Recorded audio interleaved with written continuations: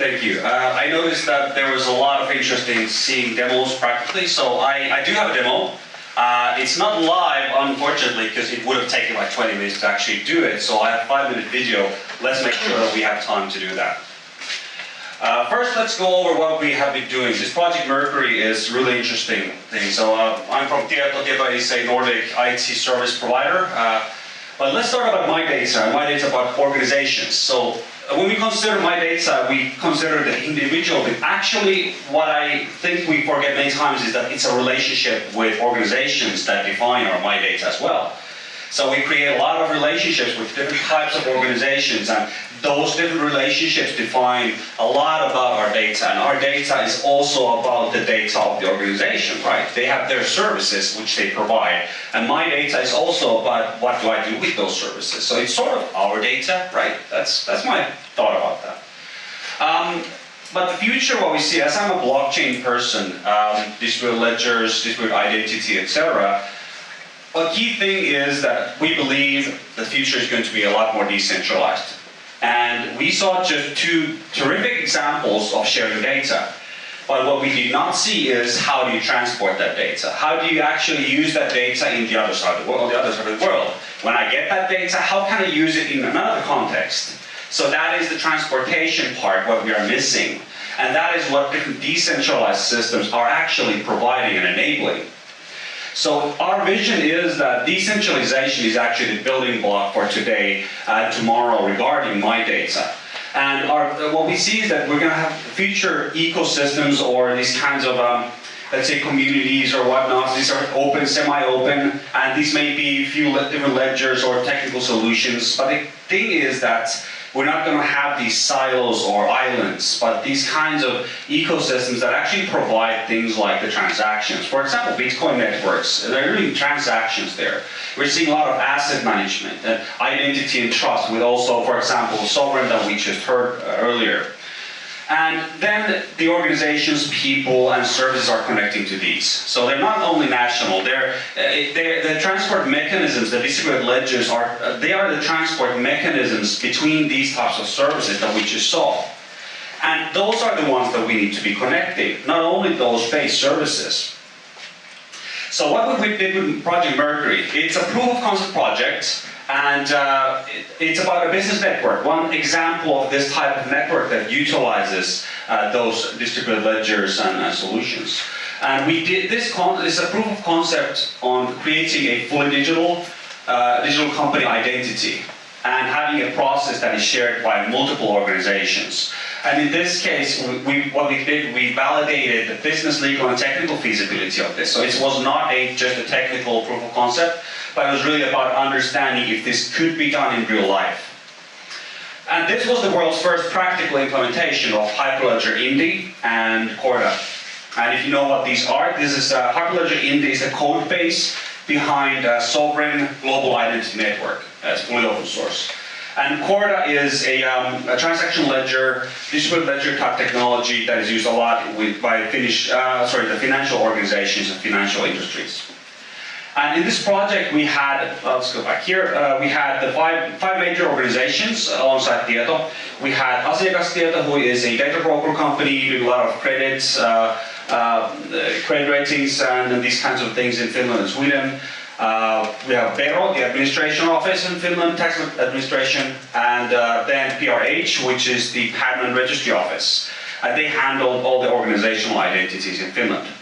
Then we have Nordea, the Nordic bank, one of the largest banks in Nordics, as well as OP Financial Group, one of the largest Finnish banks as well. So with this group, we set out to create a corporate identity, fully digitally, fully decentralized. The traditional founding process of the company, of founding a limited liability company, looks like this. I'm not going to go over this. The main point is to understand, and it's a manual process of multiple steps.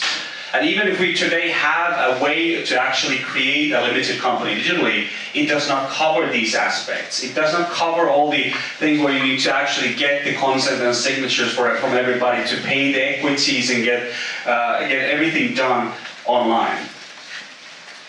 And what we did was we recreated this process so that each step actually contains multiple organizations. And those organizations that need those transactional information. For example, the first steps are about creating the founding documents. And those documents are created using the bank services. And once we get forward, the signatures are handled also in the bank services. The banks actually sharing that information, that who is the one who has signed this in data, and is this data available for us. Then going forward, we have the KYC checks happening with asiakastieto service, and then of course creating the bank accounts and verifying and registering the data. And prior to this, there's also other steps here where we pre-check the data using the service and processes provided by the officials. Just going to skip over this, so we have for sure time for a demo, but the goal is that we have the two ledgers which are doing two different things. Corda is doing the transactions, Corda is doing also the sharing of processes and contracts. So different transactions have contracts, and what you want to do is make sure that those transactions go within the scope of those contracts. And in this case, or sovereign, how you want to call that, is creating the decentralized identities for the individuals as well as the organization created. This is one of the most interesting slides here. So what we did, we built a local and extensible business network. We call this a local business network because it needs to be applied within the Finnish national laws. You know, that's what we have. When we create new companies, we need to tie it in with the national legislation system. And what we also had was that it's a globally connected ledger, a network, via the decentralized identity. And so in this case, the network worked that each organization had a Corda node for the transactions and an Indie agent or SDK to manage the identity transactions. User interfaces were provided by the banks, and all the stakeholders using it are using either one of those banks' UIs. You could have any number of banks in here and it would still work the same. And each individual would also have their own Indie agent. And basically what this means is that they would need to have a service provider that does not need to be a bank, but some service provider, MyData operator type of service that enables them to share information. And that information is usually personal information that is needed in the application process. And then once we actually have that company identity created, then we are able to also share those identity attributes from that company to the stakeholders and vice versa. So this is the way we're doing it. Each of these organizations are building the network together, and individuals and other identities are coming together to use that. So at the end, what we have is the world's first global digital identity for companies. And what this basically means is that we have founding documents that are digitally available in the main registries in Finland, but they're also globally available using the ledger technologies. And they are issued to the organization. So the organization can decide how and where they're going to be sharing that. And they're also, the organization identity can say that, hey, who are our shareholders? Who is owning my shares? And who are my board members? Who are my representatives who can represent me on the other side of the world? And again, we come to the question that how can you use that information on the other side of the world when you want to represent? That is the job of the ledgers, the job of the business networks that I just mentioned earlier. So you need to have a verification way of verifying that representation rights, and you need to have those global utility ledgers for that. We also have things like identifiers and keys. So what you can do here is you can digitally sign documents using the company identity. So it's really about who can control that identity, and that's really interesting. We also used in this, as I mentioned, Hyperledger Indie, and there's a lot of just standards behind that. For example, decentralized identifiers are one of the new unique identifiers that you can find. And there's actually a session ongoing right now and one after this about decentralization and those types of standards on the works. And yeah, I think that's good enough for that. So now let's go on to the demo. How much time do I have? Perfect. We're well on schedule.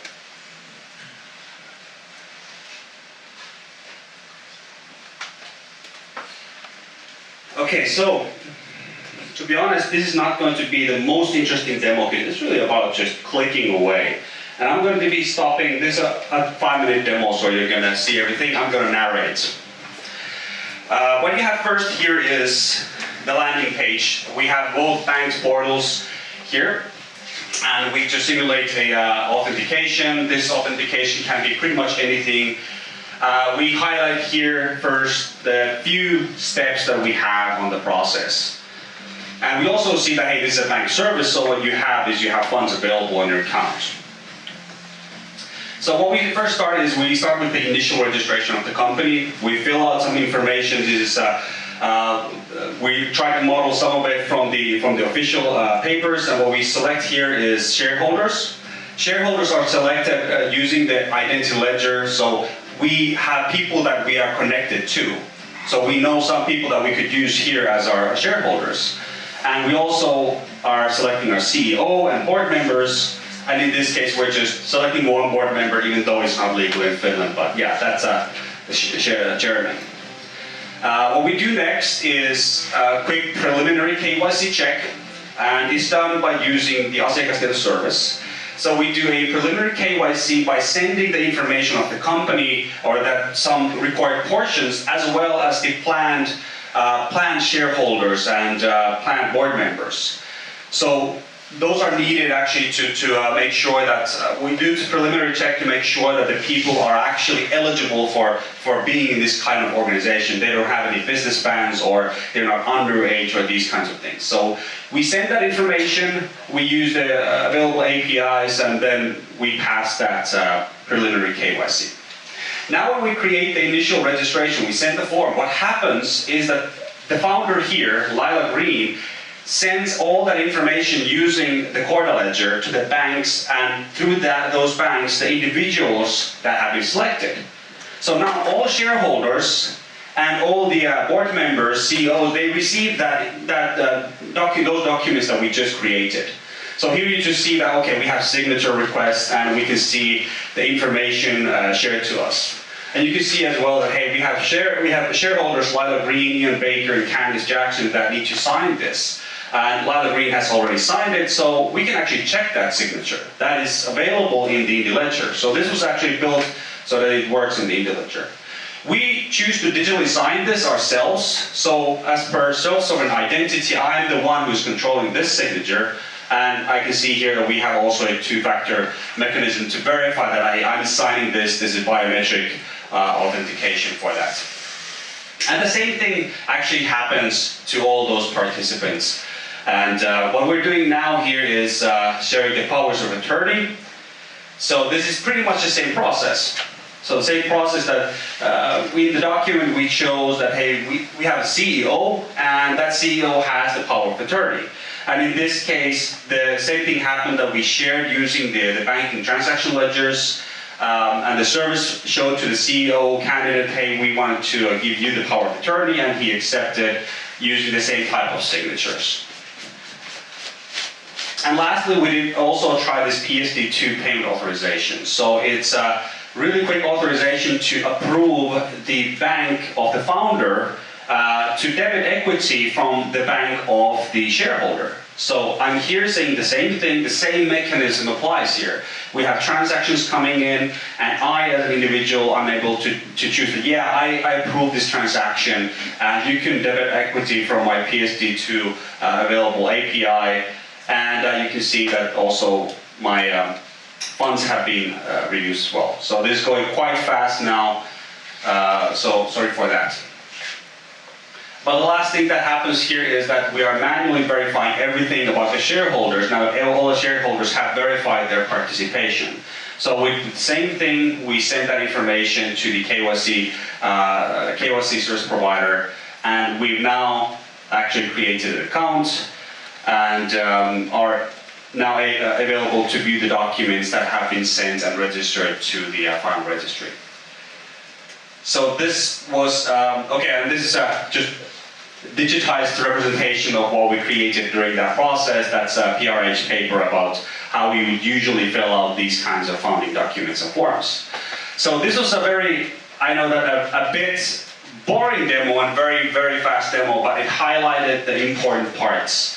is that we're able to create a digital identity, and this is the company identity actually signing to the service, and being able to then use that bank service by themselves. Actually, a person using that, of course. All right, I think it went back. First, we're now out of time, so thank you very much for listening. Let's go to the questions.